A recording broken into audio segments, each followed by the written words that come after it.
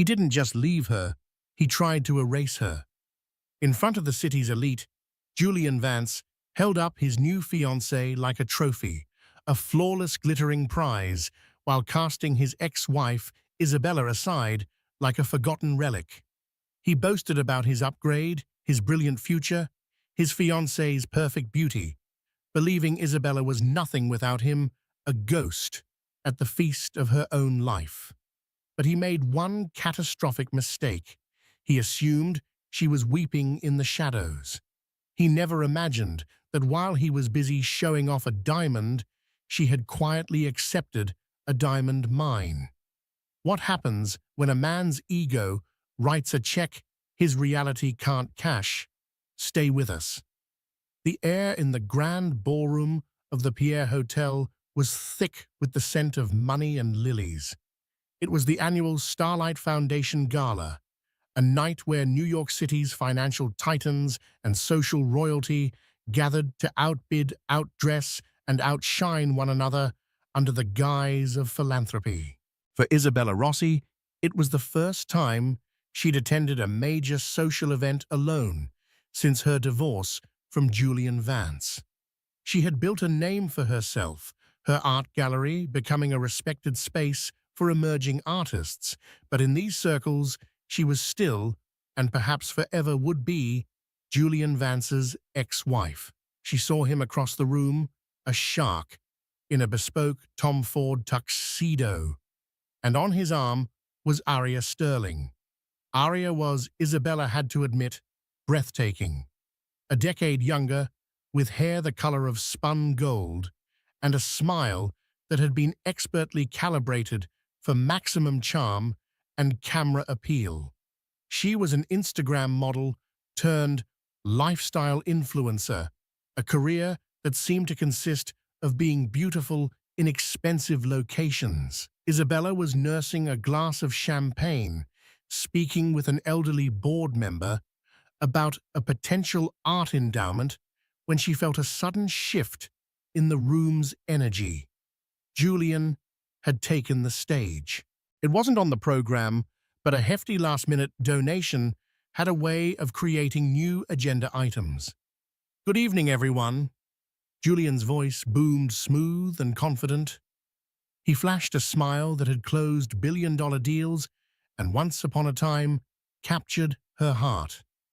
"I just wanted to take a moment on this night of giving to speak about new beginnings, about finding true value."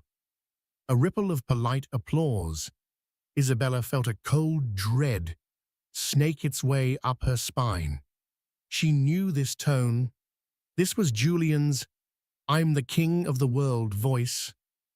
"As many of you know," he continued, gesturing for Aria to join him on the stage, "the last year has been one of transition for me, but it has also been one of incredible discovery." He wrapped his arm around Aria's impossibly small waist, pulling her close. The light from the chandeliers caught the enormous canary diamond on her left hand, sending a spray of yellow fire across the faces in the front row. "I discovered what it means to be with someone who truly inspires, someone whose beauty inside and out is an asset in itself." He beamed at Aria, who blushed demurely. "When you're aiming for the top, you need a partner who looks the part, someone who shines, someone flawless." Every word was a perfectly aimed dart.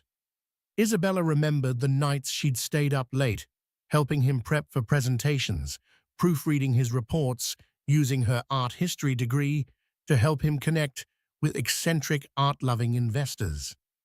She remembered sacrificing a trip to see her ailing grandmother because he had a critical networking event.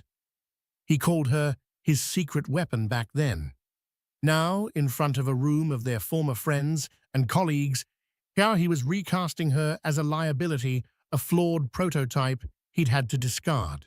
A man at a nearby table, a hedge fund manager named Marcus Thorne, who had been a groomsman at their wedding, leaned over to his wife and whispered not quite quietly enough, "That's a brutal shot at Isabella."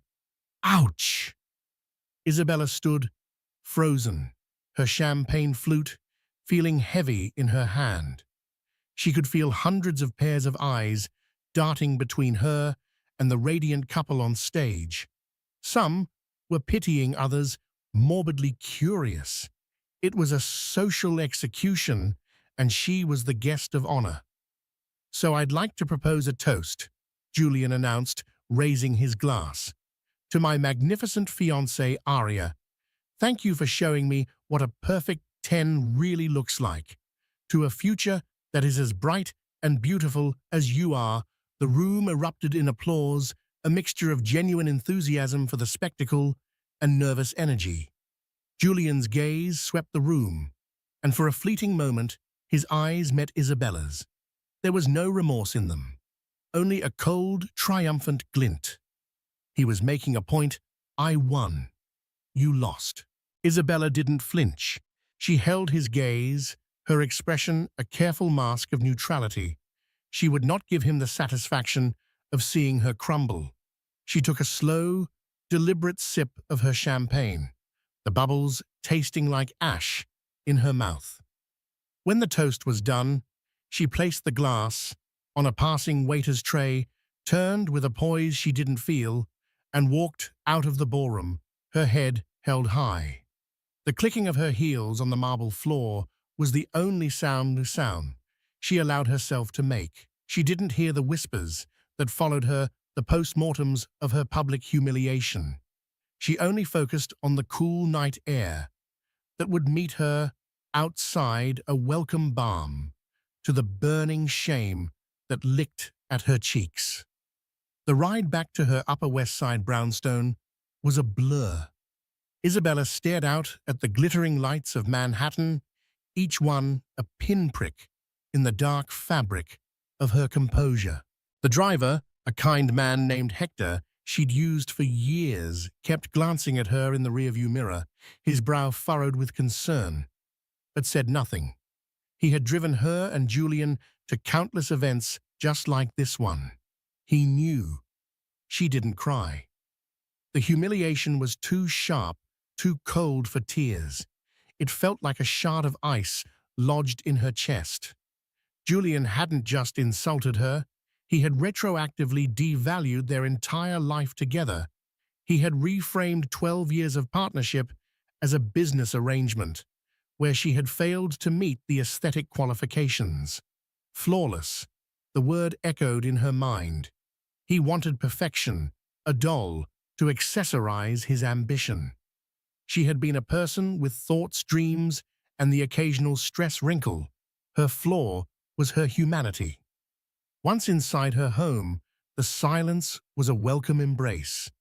The space was entirely her own, filled with art that spoke to her, books she loved, and a sense of peace Julian's restless energy had always shattered.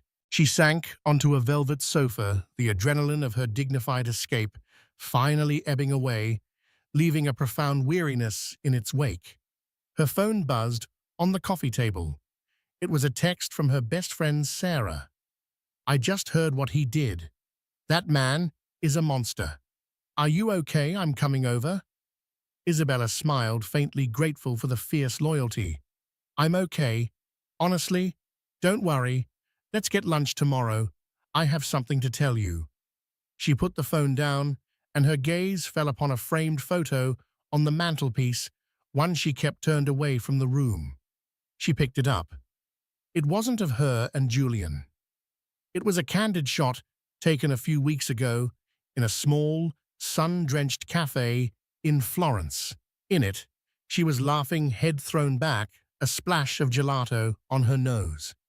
The man sitting across from her was looking at her, not the camera, and the expression on his face was one of such profound, unguarded affection that it made her heart ache in the best possible way. Damian Blackwood. The name was an earthquake in the worlds of tech and finance, yet he was a ghost in the society pages. He was a notorious recluse, the architect of a software empire who valued his privacy above all else. They had met 6 months ago, not at a gala, but at her gallery. He'd come in on a rainy Tuesday afternoon, drenched and without an entourage, to quietly look at a new exhibition. He wasn't just looking at the price tags, he was seeing the art. They spoke for 2 hours about the brushstrokes of a particular piece, the artist's intent, the emotion it evoked. He didn't know who her ex-husband was, and for the first time in a long time, she didn't feel like Isabella formerly Vance. She was just Isabella. Their relationship had blossomed away from the prying eyes of the world, a secret garden she had nurtured with a fierce protectiveness. It was real and quiet and deep. It was everything her marriage to Julian wasn't. Damien loved her for her mind, her passion, her laugh lines. He called the small scar above her eyebrow a souvenir from a childhood bicycle accident, the accent mark on his favorite word. He hadn't been at the gala tonight because he despised such events, calling them peacock parades. He was in London, closing a deal that would dwarf anything Julian had ever touched. Her phone buzzed again. This time it was him. No text, just a FaceTime call. She took a deep breath, composed herself, and answered, forcing a smile. There she is. Damien's voice was a low, warm rumble that settled her frayed nerves instantly. He was in a hotel room, looking tired, but happy. I was worried you'd be asleep. How was the peacock parade? It was as expected, she said, her voice even. Lots of feathers. He studied her face, his perception unnervingly sharp. You're wearing your armor. What happened, Izzy? She hesitated, then the dam broke. The words tumbled out not in a torrent of anger, but in a flat, tired recitation of Julian's speech, the toast, the canary diamond, the collective stare of the room. Damien listened without interruption, his expression hardening from concern to a still cold fury. When she finished, there was a long silence. That man, Damien said, finally, his voice dangerously quiet, is a fool. A loud, insecure, and spectacularly cruel fool. He paused. Are you all right, my love? Truly. I am now, she whispered, and it was the truth. Saying it all out loud to him had put it in perspective. Julian was a noisy child, banging a drum for attention. Damien was the quiet king who owned the kingdom. He makes me feel like I wasted so much of my life. Never, Damien said fiercely. You built a life. He just happened to be in it. He didn't make you who you are, Isabella. Now I have a question for you, and it has nothing to do with him. He shifted the camera. On the table beside him was a simple, elegant black velvet box. He opened it. Inside, nestled on the dark silk, was a ring. It wasn't a garish boulder like Aria's. It was a sapphire, the color of a twilight sky, cut in a classic, elegant emerald shape and flanked by two subtle, perfectly matched diamonds. It was a ring that whispered it didn't scream. It was timeless, just like the art he loved. I was going to do this in Florence next month, he said, his voice softening. In the cafe where we first felt like us. But I think now is a better time. I don't want you to have one more night where you feel devalued.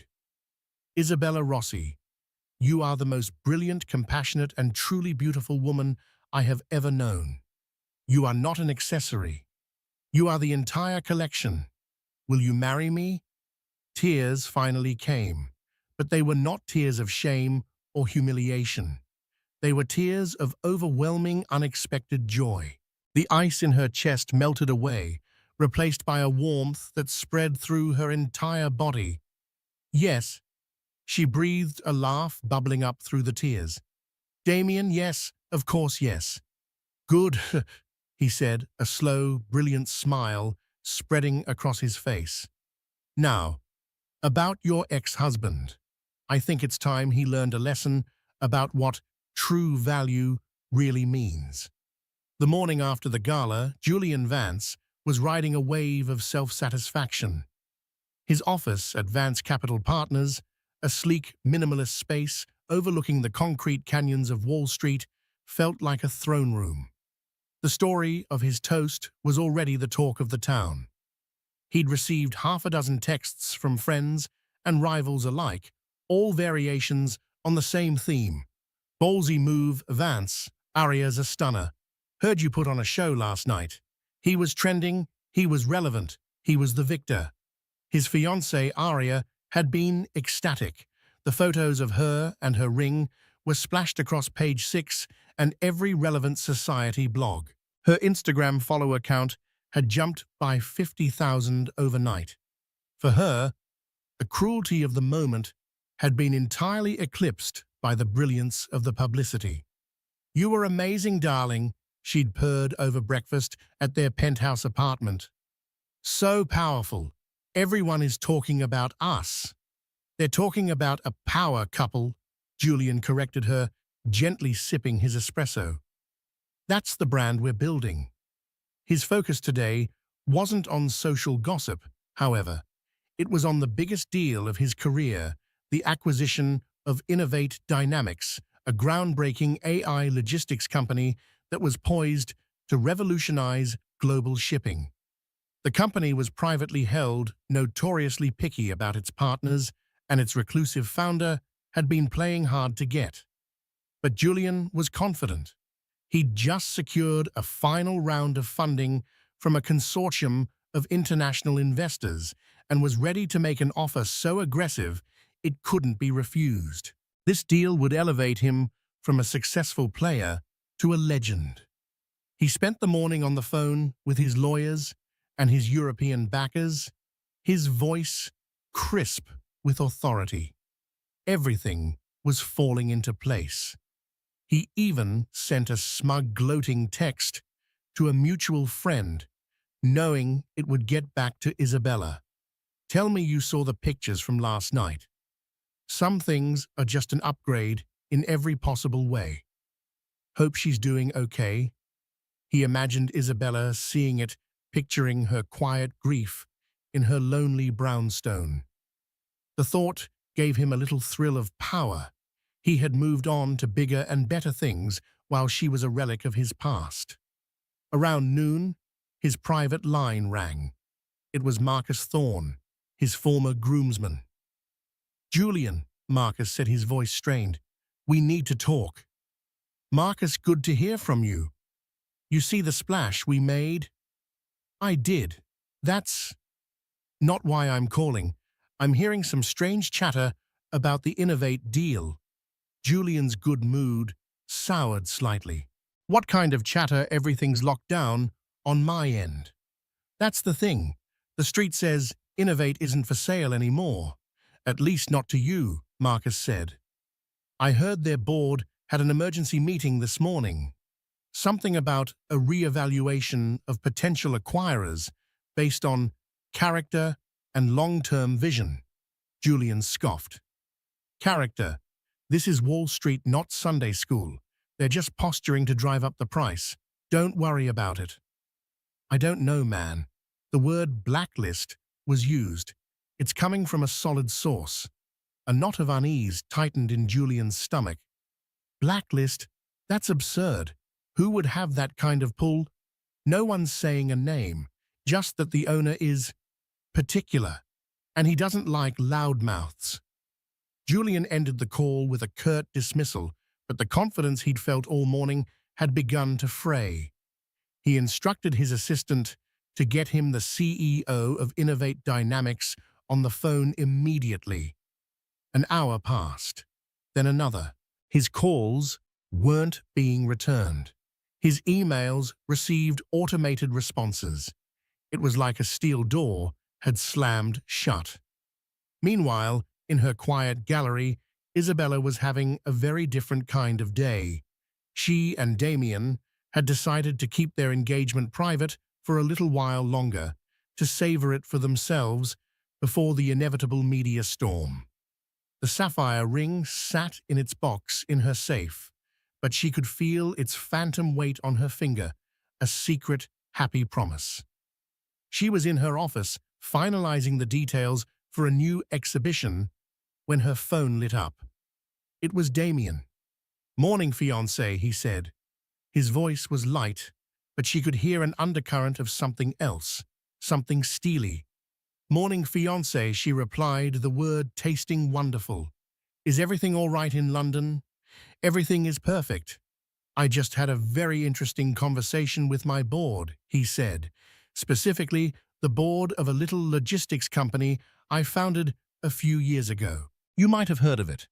Innovate Dynamics." Isabella sat bolt upright. "Wait, you own Innovate Dynamics?" "I'm the sole owner," he confirmed. "I started it as a passion project. It's amusing what can grow when you aren't chasing the spotlight. It seems a man named Julian Vance has been trying very hard to buy it." Isabella was speechless. The sheer cosmic irony of it was breathtaking. Julian's career-defining deal, the one that was meant to cement his legacy, was entirely in the hands of the man he had unwittingly challenged. "He doesn't know you're connected to it, does he?" she asked. "He has no idea," Damien said, and now she could hear the cold satisfaction in his voice. "He also doesn't know that my lead investor in London, the one who just helped me close my current round, was about to back his final offer for the acquisition, was past tense." The pieces clicked into place. Julian thought he had his funding secured. He had no idea the money was ultimately controlled by the same person whose company he was trying to buy, and whose fiancée he had just publicly humiliated. "This morning," Damien continued, "my team received an alert from our media monitoring service. It flagged an article from page 6. It featured a lovely photo of your ex-husband and his companion, and it quoted his toast from last night in its entirety. My board members were not impressed. They felt his brand D, as he calls it, was not aligned with our company's values of discretion and respect." Julian's own words. His own need for public validation was being used as the very weapon to undo him. "So what happens now?" Isabella asked, her heart beating fast. "For now, nothing," Damien said. "We're going to let him sweat. We're going to let him call and email and wonder why the deal of a lifetime just evaporated into thin air. Let him sit in his throne room and realize the walls are starting to close in. Some lessons are best learned in silence." A week passed. For Julian Vance, it was a week of escalating frustration that curdled into raw panic. The silence from Innovate Dynamics was absolute and deafening. His calls went to voicemail. His emails were unanswered. The ironclad deal he had boasted about was now a ghost, a phantom he couldn't grasp. Worse, the whispers on Wall Street had grown into a steady, damning murmur. Rumors circulated that Vance Capital Partners was unstable, that Julian had lost his touch. The European investors, who had been so eager to back him, suddenly became evasive. Their promised capital, the lifeblood of his acquisition plan, was indefinitely delayed pending a market review, a flimsy excuse he knew was a lie. He was being professionally iced out, and he had no idea why or by whom. The pressure began to take its toll on his meticulously crafted life. The penthouse apartment, once a symbol of his success, now felt like a gilded cage. His relationship with Aria, built on the shallow bedrock of mutual vanity, began to show hairline cracks. "Why are you so tense all the time?" she asked one evening, scrolling through her phone. She was lying on a white chaise lounge, perfectly arranged for a selfie. "You're ruining the vibe." "The vibe, Aria," Julian snapped, pacing the length of their floor-to-ceiling windows. "The biggest deal of my life is imploding for no reason, And you're worried about the vibe. Well, it's not my fault, she pouted, turning the phone's camera on herself to check her reflection. Maybe you just weren't as good as you thought you were. Did you think about that? The comment, intended to be petulant, struck a raw nerve. It was the one possibility his ego refused to entertain. This is a coordinated attack. He seethed more to himself than to her. Someone is doing this to me. His paranoia grew. He yelled at his assistants, accused his lawyers of incompetence, and saw conspiracy in every delayed response. The confident, charming titan of finance was being replaced by a snarling, desperate man. Arya, who had signed up to be the fiancée of a winner, watched his transformation with growing distaste. The power and success that had attracted her were evaporating, leaving behind only a bitter, angry man. This wasn't part of the brand she wanted for herself. Meanwhile, Isabella's life was moving in the opposite direction. She and Damien had spent the week in a bubble of quiet joy. He had flown back from London, and they spent their evenings not at galas, but cooking together in her cozy kitchen, or taking long walks through Central Park after dark, unrecognized and untroubled. They talked about the future, not about assets and branding, but about values and dreams. He wanted to fund a foundation that would make art accessible to children in underserved communities, an idea born from her own passion. She wanted to travel with him, not to be seen, but to see the world. Their lives were weaving together, creating a tapestry rich with shared meaning and mutual respect. One evening, they were sitting by the fire in her living room when Damien's tablet chimed. He glanced at it, a frown touching his lips. "What is it?" Isabella asked. "It's the quarterly report from my family office," he said. "It lists all my direct and indirect holdings. There's something here I didn't realize." He turned the tablet to show her. It was a complex flowchart of investments and shell corporations. His finger rested on one box. Blackwood Holdings owns a majority stake in a Swiss private equity firm. That firm, in turn, is the primary backer of the European investor consortium that Julian was relying on for his Innovate bid. Isabella stared at the screen. "Oh, so the money he was counting on was your money all along?" "Effectively, yes. He was trying to buy my company with my own capital, and he never even knew it," Damien said, a grim sort of wonder in his voice. The man's arrogance is matched only by his lack of due diligence. This was the final piece of the puzzle. It wasn't just that Damien owned the target company.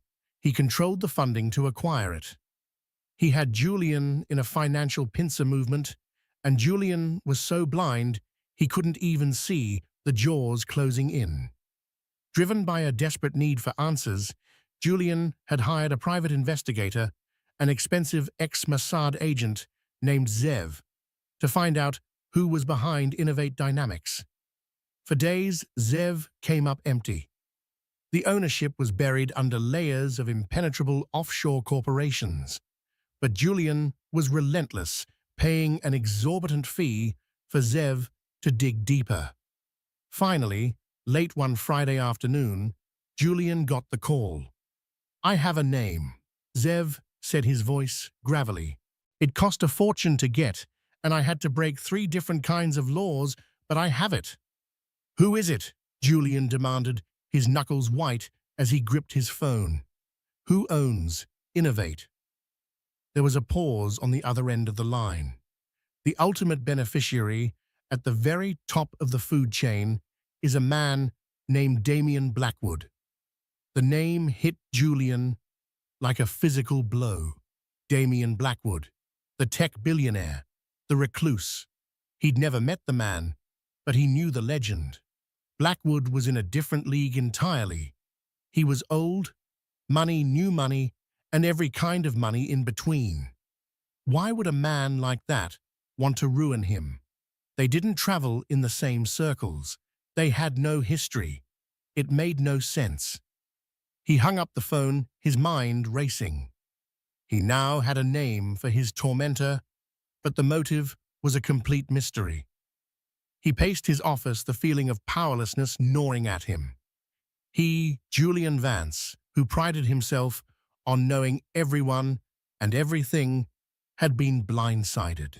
He looked out the window at the city below, the city he had intended to conquer, and for the first time he felt small and very, very vulnerable. He had no idea the real reason for his downfall was sitting by a fireplace just a few miles uptown, her hand resting gently on the arm of the man who was quietly and systematically dismantling his world. Julian's obsession with Damian Blackwood consumed him. He ordered his team to compile a complete dossier on the man, every known investment, every rumored venture, every charity affiliation. The more he learned, the more insignificant he felt. Blackwood operated on a global scale that made Vance Capital Partners look like a child's lemonade stand. But the central question remained a maddening void. Why? Why would this financial titan target him? He couldn't find a single connection. No rival bids, no crossed paths, no social slights he could recall. He even had Zev the investigator dig into Blackwood's personal life, but the man was a digital phantom. There were no scandalous photos, no bitter exes, no public presence. The man's privacy was a fortress. Julian was fighting a shadow, and it was driving him insane. His deal was dead, his reputation was in tatters, and he was bleeding investors who no longer trusted his judgment. It was on a Tuesday morning, a miserable, rainy day, that matched his mood, that the bomb finally dropped. It didn't come in the form of a market crash or a legal notice. It came on the cover of Prestige, the city's most influential luxury lifestyle magazine, a publication more powerful than the Wall Street Journal for the circles in which Julian desperately wanted to remain. His assistant, a young woman he'd been terrorizing for weeks, placed the magazine on his desk with trembling hands. "Mr. Vance, I think you need to see this." Julian glanced at it dismissively and then froze. The cover was a masterpiece of understated elegance. It was a photograph of two people, not in a studio, but in what looked like a private garden, bathed in soft, natural light. A man with dark hair and a quiet, confident smile had his arm around a woman. The woman was leaning into him, her face alight with a serene, genuine happiness that Julian had never seen on her before. Her hand rested on his chest, and on her finger, a magnificent twilight blue sapphire seemed to pull all the light in the room toward it. The woman was Isabella. The man was Damian Blackwood. The headline in bold, sophisticated font read, "Silent Power, Damian Blackwood and Isabella Rossi on Love Art and the New Meaning of Success." Julian felt the air leave his lungs. It was as if the world had tilted on its axis. He snatched the magazine, his hands shaking as he flipped to the feature story. The article was a 10-page spread filled with stunning photographs of them at Isabella's gallery in the library of a sprawling country estate that was obviously Damian's, walking hand in hand through a Florentine piazza. The text was even more devastating than the images. It was a glowing profile positioning them as the city's new intellectual and cultural power couple. It detailed Damian's quiet philanthropy, his brilliant business mind, and his deep respect for Isabella's work. It praised Isabella's keen eye for art, her resilience, and her grace. It spoke of her new chapter after a difficult divorce, painting her not as a victim, but as a phoenix who had risen stronger and more brilliant than before. And then there was the quote from Damian. The journalist had asked him What drew him to Isabella? In a world full of people shouting to be noticed, Blackwood was quoted as saying, "She is a person of substance. She doesn't need to be the center of attention because she is her own center. She is an original, not a copy. She is, in a word, flawless." Flawless. The word, his word, the one he had used as a weapon to humiliate her, was now being used to elevate her to a pedestal he could never hope to climb. It was a calculated, devastatingly precise counterstrike. The article went on to announce their engagement, describing the sapphire ring not by its carat weight, but by its history, a rare, ethically sourced stone from a forgotten mine in Sri Lanka. It was a subtle but clear dig at the loud, flashy, and conventional canary diamond he had given Arya. Julian stared at the photograph of them, his mind finally horrifically connecting the dots. Innovate Dynamics, the European investors, the whispers, the blacklist. It wasn't business. It had never been about business. It was personal. Blackwood hadn't attacked him because he was a rival. He had attacked him because he was Isabella's ex-husband. The woman he had discarded and publicly mocked was engaged to the very man who held his entire professional life in the palm of his hand. He let out a strangled, guttural sound, a mixture of a laugh and a sob. He had been playing checkers, moving his pieces with smug arrogance, while Damian Blackwood had been playing a game of three-dimensional chess that had started the moment Julian opened his mouth at that gala. He had thought he was delivering the killing blow, when all he had done was announce his own execution. His office door creaked open. It was Arya. She was holding her own copy of the magazine, her face pale, her professionally applied makeup, unable to hide the shock in her eyes. "Julian," she said, her voice barely a whisper. "Did you see this? Is this real?" Julian looked from the magazine to his fiancée. He saw her not as a trophy anymore, but as a liability, a symbol of his own shallow, catastrophic miscalculation. The beautiful, flawless accessory to his success was now the living embodiment of his failure. "Yes," he said, his voice hollow. "It's real." He watched the calculation in her eyes, the dawning realization that the brand she had attached herself to was now toxic. The power, the money, the status, it was all gone or soon would be. And it had all been taken away by the quiet, unassuming woman he had been so certain he had left in the dust.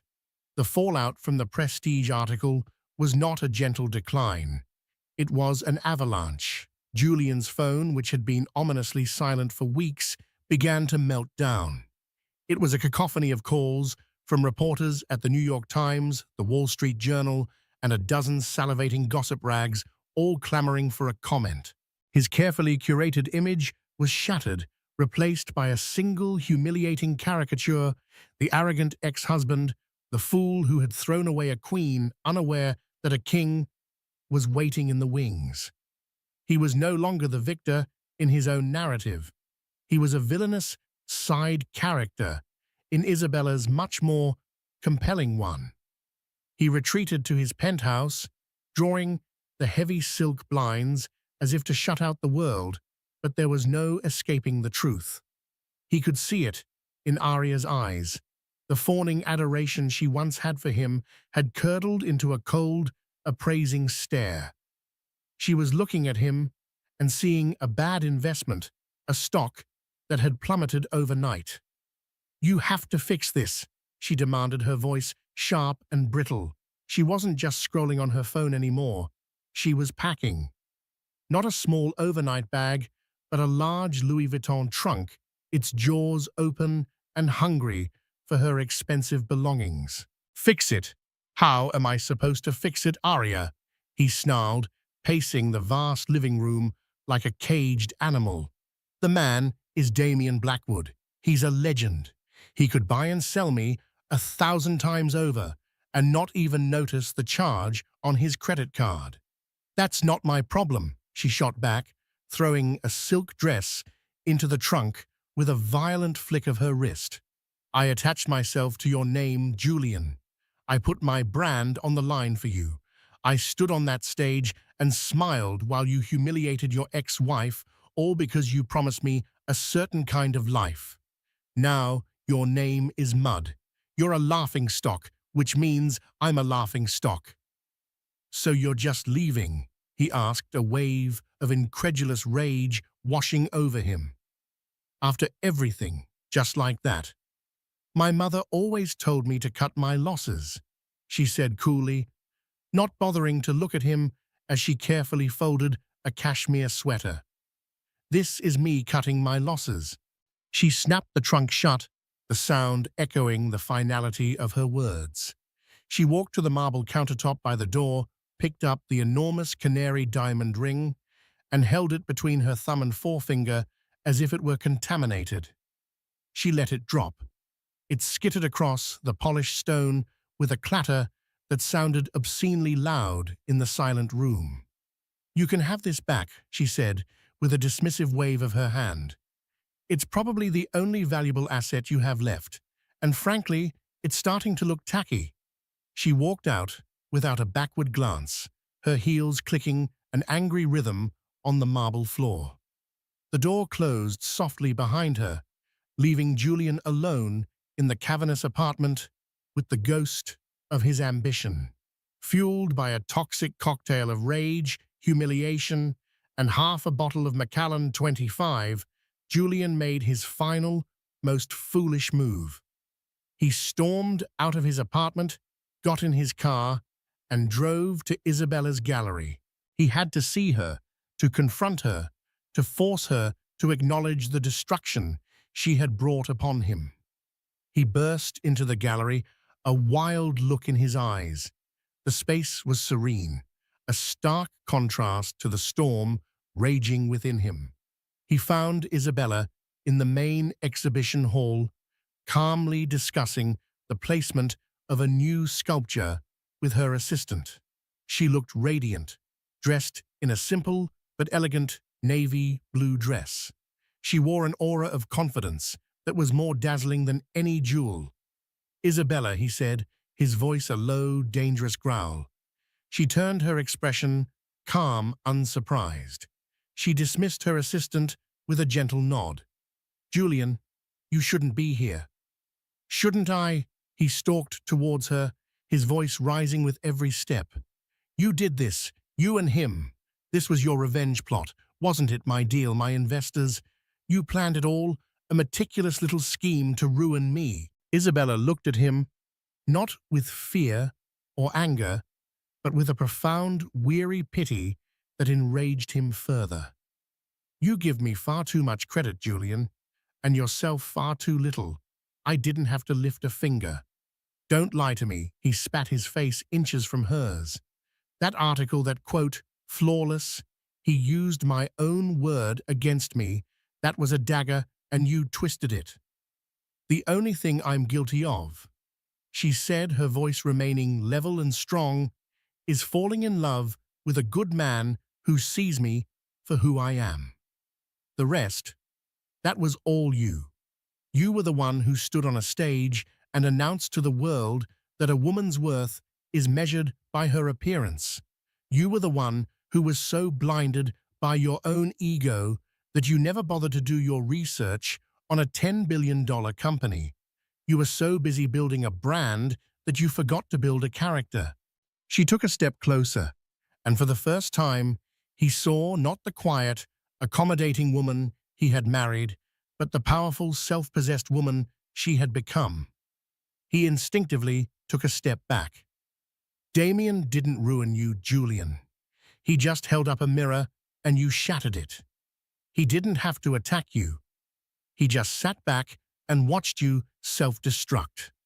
Your toast at the gala wasn't a shot at me. It was a public confession of your own deep-seated insecurity and superficiality. And in his world, in the world of real power and substance, that's a fatal flaw. You weren't defeated in a hostile takeover. You were simply disqualified from a game you didn't even know you were playing. Every word was the unvarnished truth, and it landed with the force of a physical blow. The rage and scotch couldn't protect him from it. The fire in his chest died out, leaving a vast hollow emptiness. He had built his entire identity on a foundation of perceived success and public approval, and in a matter of weeks, it had all turned to dust. He looked around the gallery at the beautiful, challenging art, at the woman he had so casually and cruelly discarded. He had traded her for a reflection, and the reflection had shattered. He had boasted about his fiancée's fleeting beauty, never realizing his ex-wife possessed a strength and grace that were infinitely more valuable and infinitely more powerful. He started, but the words wouldn't come. What was there to say he had lost? Not to her, not to Damien Blackwood, but to himself. "You should go, Julian," Isabella said softly, turning her back on him to look at the sculpture.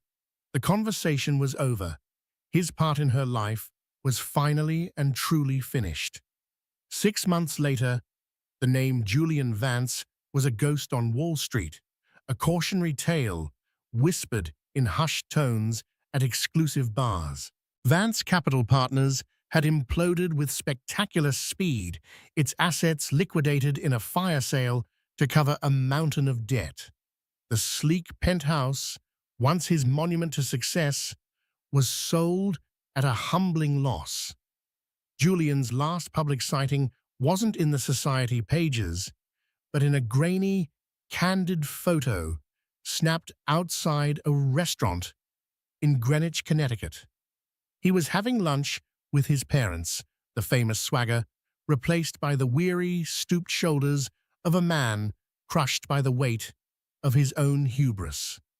He stared into his water glass, avoiding the disappointed eyes of his father. He had learned the hardest lesson of all: the view from the top of a molehill is still just a few feet off the ground, and the fall is just as painful. For Isabella and Damien, life had become a masterclass in quiet, deliberate joy. Their wedding was the antithesis of the Starlight Gala. They married on a sun-drenched cliffside terrace in Positano, overlooking the glittering Tyrrhenian Sea. There were no press, no crowds, just 20 of their closest family and friends. Isabella wore a simple, breathtakingly elegant gown by a designer she had helped discover, and she carried a bouquet of olive branches and fragrant white peonies. Damien, in a tailored linen suit, looked at her as if she were the only person in the world. Their vows weren't about mergers or assets. They spoke of shared values, mutual respect, and the promise of a partnership built on truth. The only photographer was Sarah, Isabella's best friend, who captured moments of genuine laughter and stolen kisses, not posed tableaus for a magazine. Their life together became a seamless blend of their passions. The Art Start Foundation was not a vanity project. It was their shared mission. They poured tens of millions into creating state-of-the-art creative centers in public schools across the country. One afternoon, they visited the first completed center in the Bronx. They walked through a sunlit room filled with children painting, sculpting, and composing music on new computers. A young girl with paint-smeared cheeks proudly showed Isabella her vibrant canvas. In that moment, watching the spark of creativity ignite in a child's eyes, Isabella felt a sense of accomplishment more profound than any gallery sale or social triumph. She was no longer defined by the men in her life. She was Isabella Rossi, philanthropist, art expert, and co-architect of a meaningful legacy. One crisp autumn evening, they stood on the terrace of their new home, a stunning, modern house overlooking the Hudson River, far from the city's frantic energy. The architecture was brilliant, but not ostentatious, designed to blend with the natural landscape rather than dominate it. It was a home, not a statement piece. Damien came up behind Isabella, wrapping his arms around her waist as she looked out at the water. The twilight sky was a swirl of purple and orange, a masterpiece no artist could replicate. "What are you thinking about my love?" he asked softly, resting his chin on her shoulder. She was quiet for a moment, watching the lights begin to twinkle on the distant shore. "Do you remember that night, the gala?" "I try not to," he murmured into her hair. "But I will never forget the look in your eyes when I called you on FaceTime. The strength that was holding back so much pain. I felt so small," she confessed, her voice barely a whisper. "So erased. I think a part of me for 12 years had accepted his definition of value. I thought my worth was tied to his success. When he stood up there and said those things, it was like he was confirming my deepest, darkest fear that I was disposable." "And now," he prompted gently. Isabella turned in his arms to face him, her own eyes clear and bright. She reached up and touched the faint scar above his eyebrow, a gesture of intimate familiarity. "Now I know that my value was never his to define. It was always mine to own. My life with him wasn't a waste. It was a long, difficult, and ultimately necessary education. It taught me the difference between glitter and gold, between noise and substance, between a brand and a soul. In a way, his cruelty was a gift. It broke the last chain and set me free. It led me here, to you." Damien smiled, his eyes full of the same unguarded affection she'd first seen in that photo from Florence. "He was a fool, Isabella, a man dying of thirst while standing in a river because he was too captivated by his own reflection to see the life-giving water all around him. He never saw you." He leaned in and kissed her a kiss that was both passionate and peaceful, a testament to the quiet, unshakable world they had built together. It wasn't a life of drama or revenge. It was a life of purpose, partnership, and profound love. They had won, not by defeating an enemy, but by simply choosing to build a better world, one that had no room for the shallow cruelty of men like Julian Vance. The best revenge, they both knew, wasn't a cold dish served in public. It was a warm, beautiful life, lived well authentically, and far, far away from the noise. In the end, this was never a story about revenge. It was a story about value. Julian Vance saw value in surfaces, in trophies, in the roar of the crowd. He built a life made of glass and was shocked when it shattered. Isabella, on the other hand, learned to find value in substance, in character, and in the quiet strength of her own heart. She built a life made of stone and created a legacy. Her story is a powerful reminder that true power isn't about who you can step on to get to the top, but about how many people you can lift up once you're there. If you were moved by Isabella's journey to reclaim her own narrative, please hit that like button to show your support. Don't forget to share this story with someone who loves a tale of empowerment and sweet, sweet karma. And most importantly, subscribe to our channel and ring that notification bell so you never miss another story of justice, drama, and ultimate triumph. Thank you for watching.